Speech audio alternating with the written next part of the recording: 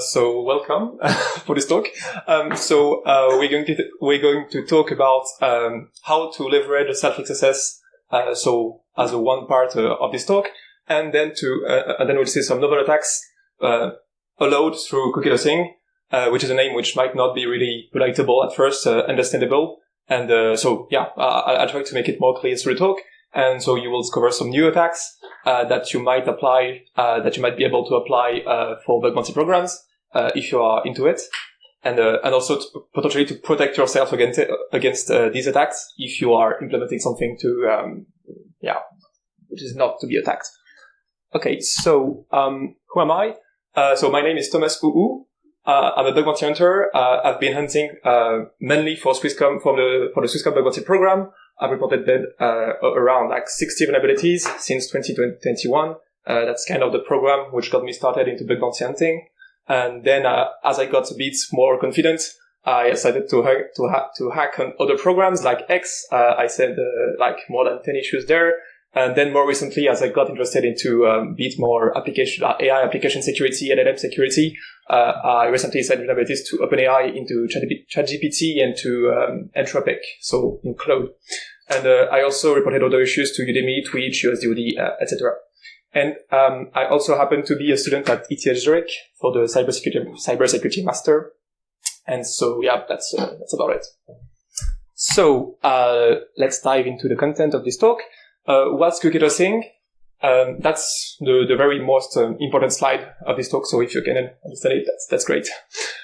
So it just consists of abusing control over one subdomain in order to exploit other subdomains within the same company. So you just imagine a company which has, let's say, a domain company.com, that has many websites, and we assume that the attacker is able to control, and we will see which type of control is required for this attack, is able to control one subdomain, and from that, just interfere with the cookies which would be sent to other subdomains of the same company, so which share the same parent domain.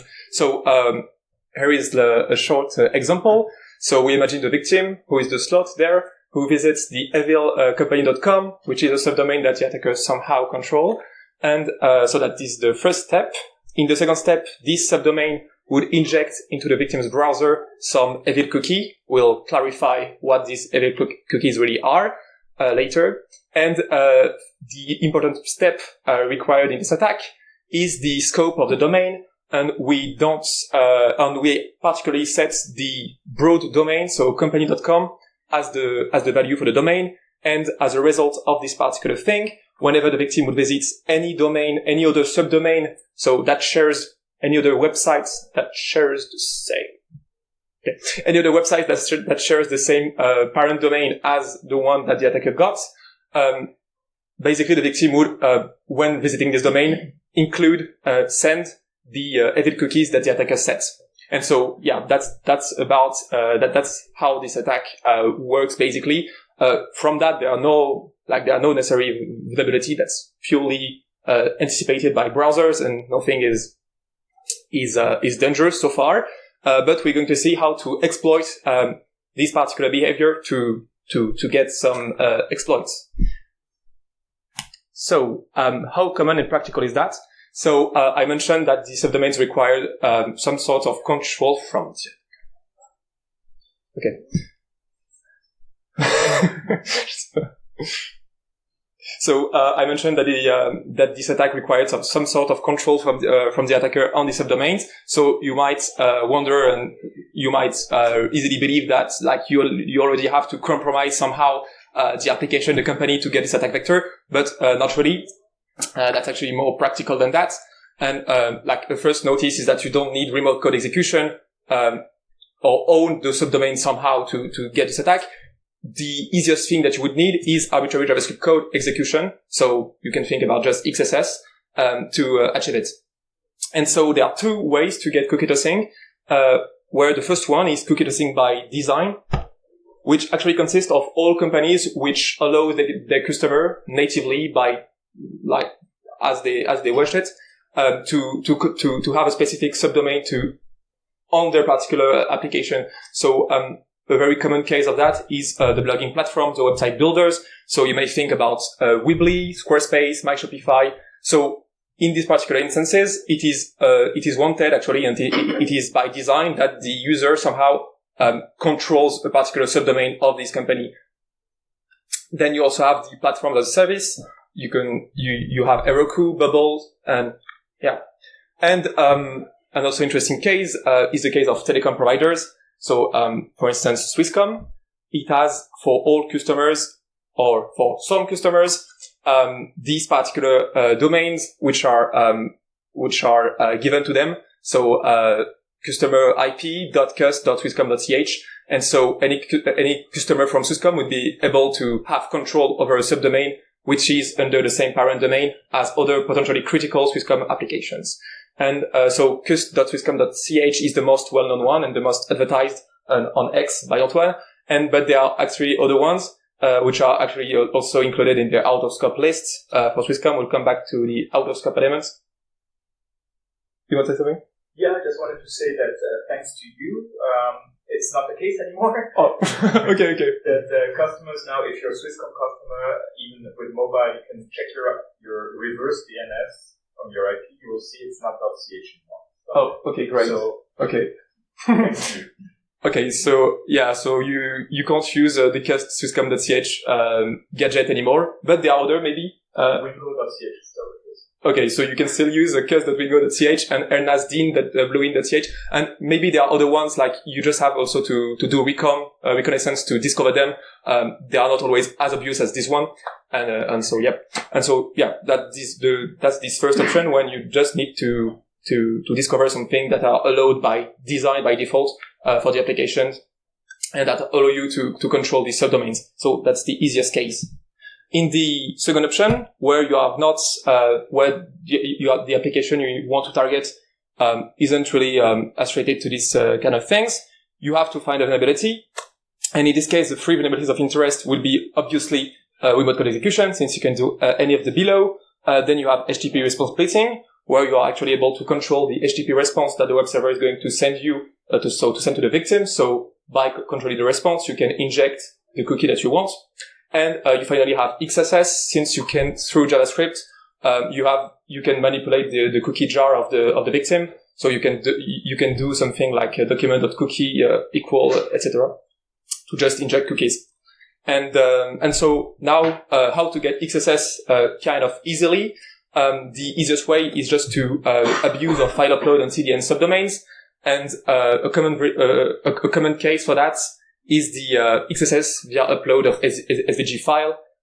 If the company doesn't really care about some sort of thing, and your upload would likely go into a CDN subdomain, and the company might put it as out of scope, but you would still have the gadgets for the cookie testing. And so that was for the manual part to find XSS quite rapidly. So there are still other ways, obviously. But, and so if you want also an automatic solutions, you could just use nuclei and find, easy to find XSS on subdomains, maybe that the company wasn't aware of in the first place. So these are the two options to get cookie testing.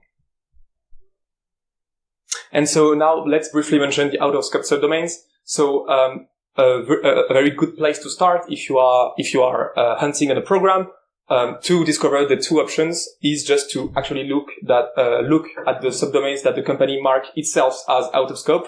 And that's the classic example of Swisscom, where cust.swisscom.ch is highly advertised as, so it used to be highly advertised, and that's not even the current bio of Antoine. It used to be advertised as, the thing to avoid, but, actually, it should really be seen with more nuanced. And even though it's not a target, which is recognized by the bug bounty program and on which you will get paid, you should just see it as a way to get some cookie testing gadgets or other gadgets. So looking at the out-of-scope subdomain is a really good way to start. So now let's dive into the first step. So the first attack and exploitation method allowed via cookie testing, which is turning self-XSS into a high-impact vulnerability. And so there are kind of three ways to see the self-XSS. So at the beginning, you might not recognize the difference and consider the difference between self-XSS and a true XSS that actually applies to victim, to another user. So you might just want to report it straight away and thinking that you find some sort of JavaScript execution. And actually here, I'm not even considering like the JavaScript code execution that you would just copy paste into your dev tool. Like this one is obviously not a bug anyway. And when mentioning self-XSS in this talk, I will only refer to code that only gets executed, like that can't get spreaded to another user different than you. Basically, we'll come back to that later. And then you might think that, so you might have some troubles with bug bounty program not accepting your reports about self-XSS. So you might become a bit skeptic and cynic about self-XSS and just think that it's not worth your time and it's just out of scope. But actually, then you might want to try to find ways to exploit it, because there are many ways through computer scene mainly. So, let's briefly mention the multiple shades of XSS. So there are three kind of instances of XSS, even though depending on what you put behind these words, you might only have two, reflected XSS and stored XSS. But, so basically reflected XSS is the ability, is like the reflection of the payload from an HTTP request to the immediate HTTP response. And so you would have some, JavaScript code injected into the HTTP response, and you would be able so which would reflect, hence the name, and you would be able to get JavaScript code execution from that. So this is a non-persistent XSS. Then you have the persistent XSS, also called stored XSS, where you don't need, like you can just poison a particular endpoint through a JavaScript payload, and then it would get triggered later on in the future by someone. So it would get stored permanently in the page. And then you have the DOM XSS, where you don't really rely on on the code getting stored in the HTTP response, but rather on its execution by some JavaScript functions. After the DOM, like as the page gets rendered. So self-XSS in this picture is just an XSS that can only get triggered within the attendance session. So you actually have an injection somewhere, you actually have some sort of beginning of vulnerability, but you are not able to spread it to any other users, so that's useless. So some features that you can think of are private mode features, post preview that can only be seen by the author, so you are not able to send it to anyone. And so that what makes many bug bounty programs believe that this issue is not worth a report. And so the Amazon bug bounty program and Uber bug bounty program, for instance, both put it as out of scope, and it's the case of many programs actually. So yeah, no one really cares about them. So now the classical way that you might have heard of if you ever tried to exploit self-XSS is to combine it with a cross-site request forgery, which is CSRF. And CSRF is a vulnerability, so it's another vulnerability where you're actually forcing a victim into doing a particular action. So if you are both able to force a victim into doing a particular action, and if you have an endpoint where you are able to trigger some code that would only get triggered for the person doing this action, you can combine these two to force the victim into putting in its own account the payload, and so you would be able to leverage it through that. But so that's the most known way to exploit it, maybe. But that's actually not really not that plausible anymore, and not that trivial to find these two together, since modern framework protections make CSRF tokens way easier to implement straightforwardly. And even if you kind of find an endpoint which doesn't have CSRF token, you might just get annoyed by the browser cookie policy if the session token was set with a particular strict same site policy, since you wouldn't be able to have the victim send the session token in a cross domain request. So you would still get cancelled in your attack through the security. So yeah, you actually need another strategy, and we'll come to that now. But before, let's mention briefly the same origin policy, whose goal is to isolate websites of different origin by restricting the capabilities of JavaScript. And so it basically make it so that websites of different origin cannot read the cookies of each other, cannot read the local storage of each other, and cannot send a particular request to the other website and read the response back. So that's a very critical thing. And cannot read the DOM/content of the page. So for instance, if your website, like if you have attacker.com, it can't just open as an iframe gmail.com and read the content. Otherwise, that would be kind of problematic. And so yeah. And why I'm mentioning this is because on the opposite way, and that's the very important part, if you are able to be on same origin, any of the above becomes possible.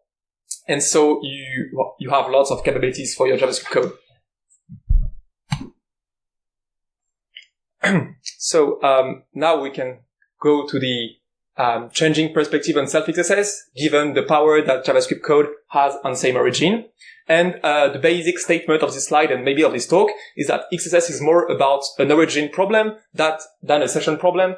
You don't really care about the victim being authenticated as his own account when triggering the payload, but what you care actually more is the victim being on same origin when triggering that payload. So actually, instead of wanting the victim to be authenticated as itself and just think that Self-XSS is not propagatable to another victim because the victim wouldn't just be able to see it, you might actually just want the victim to be authenticated as the attacker, so who is the one who is able to see the payload and to trigger the payload, and then benefit from the same origin capabilities that this JavaScript code would have.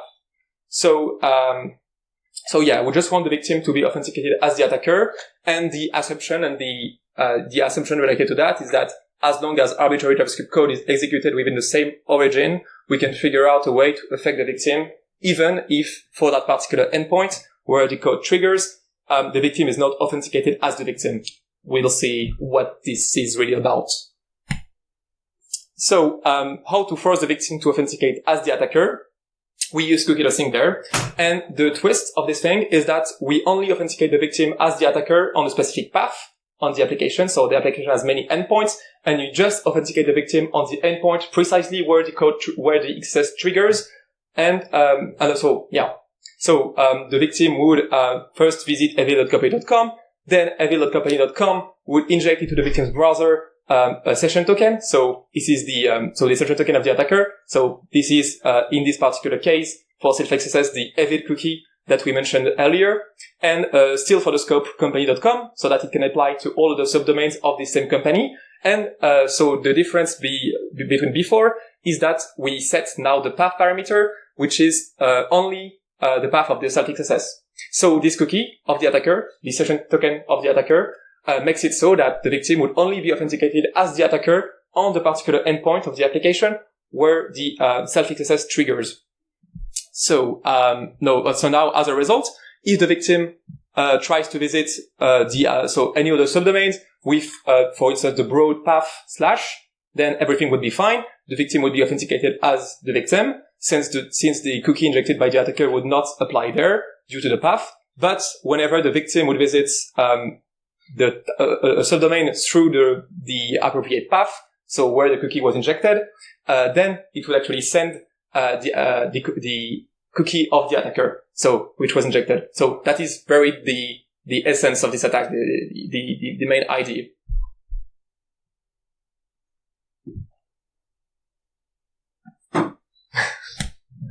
Okay, and so now let's mention the general attack scenario to leverage Self-XSS via cookie tossing. So first, we have the victim. I don't know if you can see it clearly. Is it fine? Okay. The victim first visits the evil or vulnerable subdomain, so to get cookie tossing. We get the cookie tossing gadget which triggers. The cookie of the attacker is set on the whole domain, so for the scope company.com. But only for the specific path of the XSS. So you have what it would lead. It would be like that in JavaScript. Then the victim is redirected to the Self-XSS trigger endpoint. So in the first step, the victim is on the website controlled by the attacker, and then this website just redirects the victim to another website on the second step.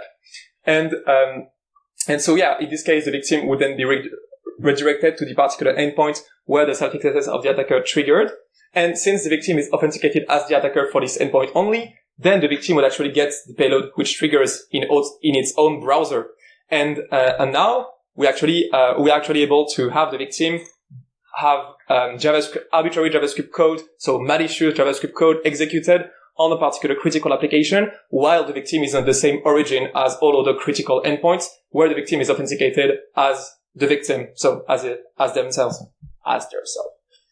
And so now we can get to the third step, which is pivoting. So the nodes in green are all the endpoints where...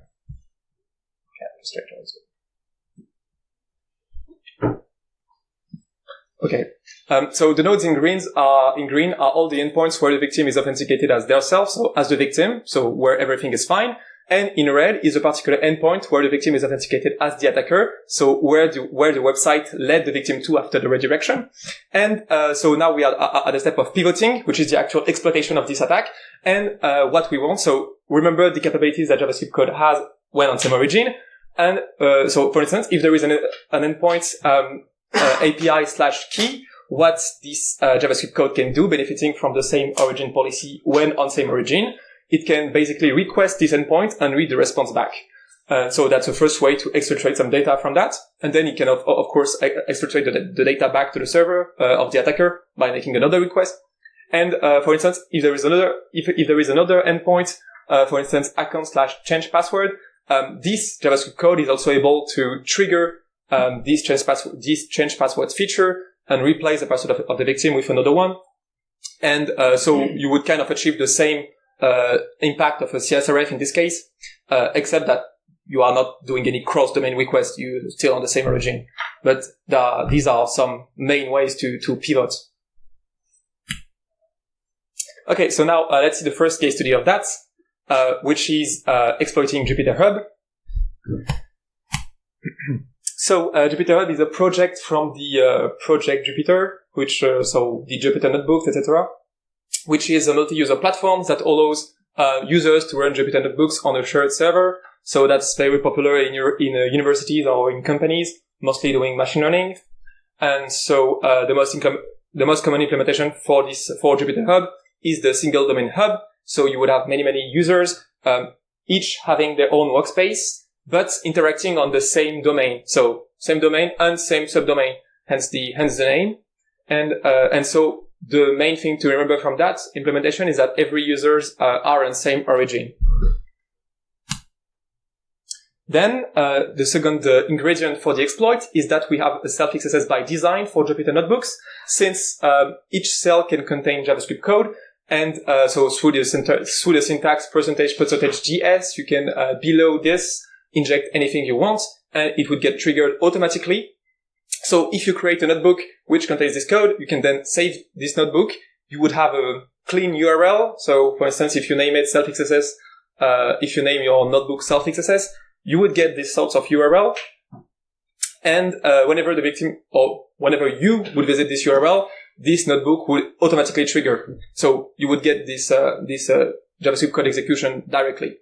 And so, yeah, that's still at the self stage now, because it is the attacker's responsibility to create this notebook. And so in the next step, we actually want the victim to kind of see it, right? So this brings us again to cookie tossing. And since like Jupyter Hub is an open source project that can be implemented by everyone, we kind of assume that it exists. So for instance, that was the case of ETH. For instance, the Jupyter Hub was hosted on the subdomain, so studentjupyter.inf.ethg.ch for my project at least. So there might be many other ones. And for instance, the ethg.ch hosts many other trashy subdomains, which I call it like that because they are insecure, in the sense that there is also another subdomain, which is blog.eth.ch, which allows any student to write a blog for themselves, and so to potentially inject any arbitrary JavaScript code there. So that would be an example of gadget for ETHZ. But yeah, since this project is widely deployed, you can assume that cookie tossing will exist, or like for a specific percentage at least. So now the final ingredient, which is pivoting. We know how to make the victim visit our self-XSS trigger endpoint through cookie tossing. We have this self-XSS endpoint through the native feature allowed by notebooks. And now we want to know, we want to know what we are going to do whenever the victim would get this code triggered in the attacker's notebook. And so that brings us to the pivoting part, which is, and so in this particular case, for Jupyter, whenever visiting the workspace's endpoint, the token, so the session token directly would be included in the response. So, we can now get our full chain. So, the one-click account takeover on Jupyter Hub. So we first do, the cookie tossing part. So the cookie is authenticated as the attacker just for the part, just for the endpoint related to the notebook, to the poison notebook. Then the trigger, so the victim then triggers the attacker's self-XSS by being redirected to it. And finally, we get to the pivoting part. And so the JavaScript code requests this workspace endpoint, which was seen. And so for the username of the victim, like in the URL, that's just this thing to consider. So the attacker needs to know the username of the victim. And so, this particular endpoint would just fetch, the workspace endpoint of the victim. And since it's on same origin, we benefit from the same origin capability of this code. And, we are able to extract the session token of the victim. So, yeah, so that led to this particular CVE assigned by Jupyter Hub.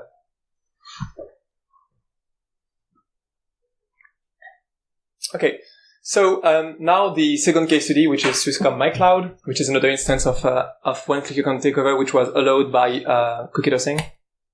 So we also now try again to collect our ingredients. So we get a self-XSS on this particular subdomain, which has been fixed now.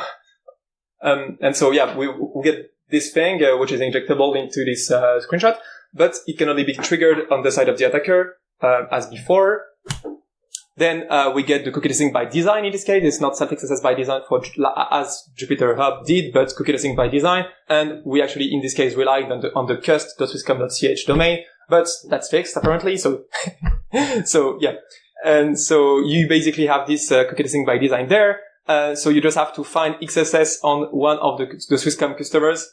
And, so yeah, you can find it easily through nuclei because like that's, customers, they are not really secure. Like they don't really care. They are just hosting anything they want on these subdomains. And so that's very, very often prone to vulnerability. In this case, like you might also have found like RC very easily. And, finally, the pivoting stage. Actually, in this case, you don't even need to get like another endpoint which leaks data. You can just rely on the cookie, since the MyCloud login token, which is the session token associated to MyCloud, directly contains the access token and is not protected through HTTP only. So you might just make the victim visit the I don't know if I showed it. Yeah, you might just make the victim visit the endpoint where the code triggers, and instead of just pivoting like to somewhere else, so to another endpoint, you can just retrieve the cookie. And so that's what this payload did. Okay, so now novel attacks via cookie tossing.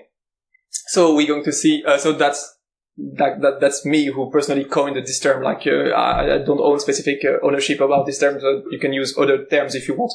But yeah, that's just an easy way to name them. So we're going to talk about multi-step process hijacking and targeted action poisoning, and so which are two other possible things which can be done through cookie tossing. So multi-step process hijacking. So first, we're going to see what's a multi-step process. What I really mean by that. You can just see it as an action that involves a specific sequence of HTTP requests and responses. So for instance, user account sign-up process is usually seen as a multi-step process. You would first have an HTTP request, which would specify the full name, address, phone number, etc., or maybe other information. Then, so the server would get into a particular state. Then you send the second request where you specify your email address and password. The server would again get into a new state, and finally you specify you verify your phone number. So after the server sends you a specific verification code on the second step, and now you are done. Your account is actually created. So sorry, that's not really beautiful, but yeah, you can see it like that again. So in these three steps, it's just like doing one action, which is the account sign up, but split it into three different requests, and for which the server has to keep track of the state of the user, where the user is at.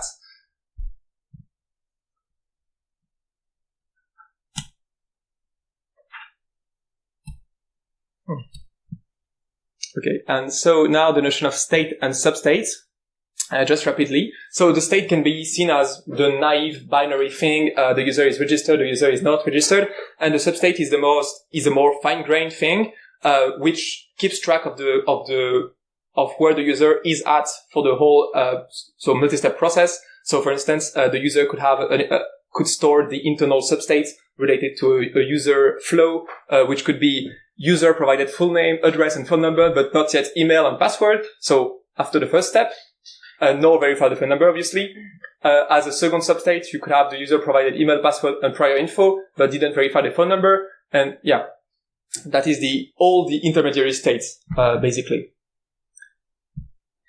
Now, about the shortcut on preserving consistency. So this is directly related to the notion of state and substate. So why do you want to keep track of state and substate? It's because you don't want the user to be able to shortcut the process, to go from step 1 to step 4, even more if the process is critical somehow. For instance, you can think about 2FA. You don't want the user to skip directly after the 2FA, after providing the password. And you also want to preserve consistency. So to ensure that you are returning to the user the correct HTTP response, which needs to be sent at this right time. And so for that, that's the notion. Yeah, so that's where and that's how and why the server is very required to keep track of the user substate as it goes through the multi-step process. So after step 1, you have a specific substate. After step 2, you have another specific substate on the server, and so on and so on. And how to do that? So if the user is already authenticated, then that's not that hard. What you can do is just correlate the substate of a user on a particular process through directly his user ID, which is provided through the session token. So you could just say that user X is at step N of process Y. So you would just have a structure which encodes it on the backend. And the problem goes actually where the user is not authenticated. And for that, so if the user is not authenticated, you don't really have a way to keep track of the user directly and to correlate things directly through the user ID. And so, how much time do we have left? Oh, okay. I'll try. Okay. How much time can I go? 2 minutes? Oh, okay. Okay, let's go to the attack. Okay, so there is another way to keep the states, which is through cookie. And so you basically get an identifier for the cookie, and you assign to a structure on the backend. I don't know if it's going to be possible to do it that fast. But so basically, so the attack is when the server doesn't assign a new state cookie to the user at each new step. And so the attack is that you want to inject, as the attacker, your state cookie into the victim's browser. Then the victim does a particular action on the multi-step process, which would upgrade the state of the cookie on the server, but not on the client. So the attacker would be able to jump back to hijack the flow and to through his own state cookie that he knows of, to continue the flow. And so, I directly go to this step. Maybe it will be clearer, maybe. So, okay, so you have the Swisscom login process, which is, submit username, submit password. If 2FA, then you have the 2FA challenge, or not, you can set it up. And so in this particular case, you would want to inject the cookie, at the very beginning of the process, let the victim submit the username and password. And in the particular case where the 2FA triggers, the attacker would be able to jump right there because the state cookie didn't evolve. I don't know if it's clear, but yeah. And I won't really have the time to go further on that. And so, there is specific detection methodology related to that. Then there is another, so now we can talk pretty rapidly about, target detection poisoning, which is roughly the same idea of the tree, as related to self-XSS. So you authenticate the victim just on one part, but in this case, you don't want to do any pivoting. You don't want the victim to trigger any JavaScript code, but you just want the victim to submit a specific data. So for instance, if you have an application with, which allows you to add credit card, you would want the victim to just make it so, to just on the specific endpoint where the credit card should be added, to submit it under the attacker session and not the victim session. And since you only fixated for a specific endpoint, the victim would not have any way on the user interface to be aware that he is authenticated as the attacker, not as the victim for this particular endpoint. And so I directly show you a video logs. So I don't know if you know perplexity. No, I won't have time for the video. Yeah, so basically the detection methodology is that you identify an action which leads to the submission of sensitive data, and for which session token swapping, which means that you inject the session token of the attacker for this particular endpoint only, and so you want the action to be still functional. You don't want the victim to crash on this particular endpoint, and you want no reference of the attacker session on the victim UI. This particular thing is just to make the victim not aware that he's actually logged in, authenticated as the attacker on this particular endpoint. You want really no clue. You want really the victim to be really unaware of this particular fact, and just to submit data and see no problem in that. And why it would be actually under the hood submitted under the attacker session. So I don't know if it was clear. And so conclusion takeaway. So Autoscope can be seen as a gadget provider, not as a target. So for cookie tracing, that's very useful. Self-XSS often has unrealized potential. You can do many things with that, and it's really a shame to report it straight away or just to sit on it. You can actually really do many things with that. Pay attention to how applications might end states in multi-step process to potentially exploit the multi-step process hijacking. And when dealing with actions submitting sensitive data, check if it can be poisoned. And so yeah, the general idea of this talk is cookie tracing that opens the door to many attacks and to other attacks that I didn't even mention in this talk. And so to dive deeper, to see things that I didn't have the time to mention and too rapidly maybe, you could actually just check this blog that I did, which basically writes in a more comprehensive way what I just told. And you can also check the research of another security researcher, which was one of the first to mention cookie tracing and the other attacks, which is File Descriptor. Not really active nowadays, but you can still see the previous talks and blogs, etc. So thank you.